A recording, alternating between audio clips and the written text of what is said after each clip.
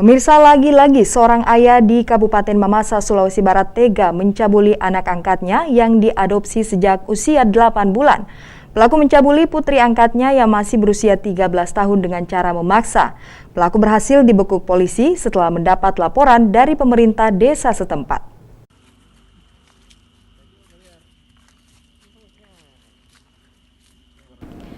Beginilah wajah seorang ayah bejat yang tega mencabuli putri angkatnya beberapa waktu lalu di Desa Ripung, Kecamatan Mesawa, saat diamankan petugas Polres Mamasa di rumahnya tanpa melakukan perlawanan. Pelaku bernama Amos, 42 tahun, tega mencabuli putri angkatnya berinisial M, 13 tahun, yang diadopsi sejak usia 8 bulan. Di hadapan polisi, pelaku mengakui semua perbuatan tersebut dengan alasan dorongan nafsu lantaran hidup hanya berdua. Kejadian ini sendiri terjadi pada tanggal 16 Mei lalu ketika pelaku mengajak korban ke sebuah pondok atau rumah kebun. Saat itu pelaku meminta pada korban untuk tidur di sampingnya. Korban yang curiga dengan tingkah ayah angkatnya mencoba melawan. Namun pelaku dengan kasar menyetubuhi korban secara paksa.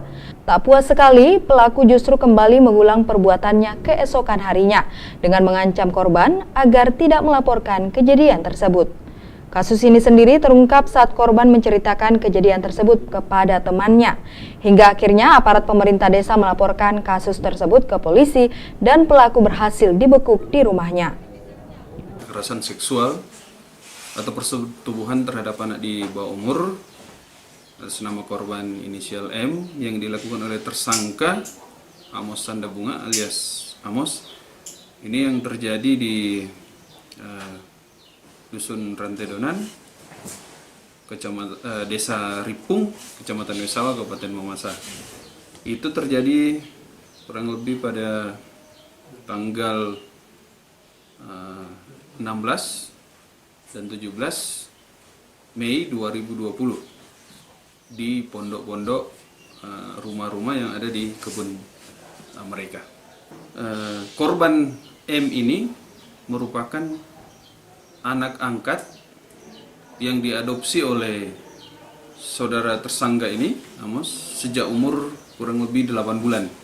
Selain menangkap pelaku, polisi juga mengamankan sejumlah barang bukti, diantaranya beberapa pakaian pelaku yang dipakai saat kejadian pencabulan tersebut. Sedangkan korban sendiri saat ini dititipkan di sebuah rumah perlindungan perempuan dan anak. Akibat perbuatan tersebut, korban mengalami trauma, sementara tersangka masih menjalani pemeriksaan intensif oleh Satunit PPA Polres Kabupaten Mamasa. Dari Kabupaten Mamasa, Husar Sainal melaporkan.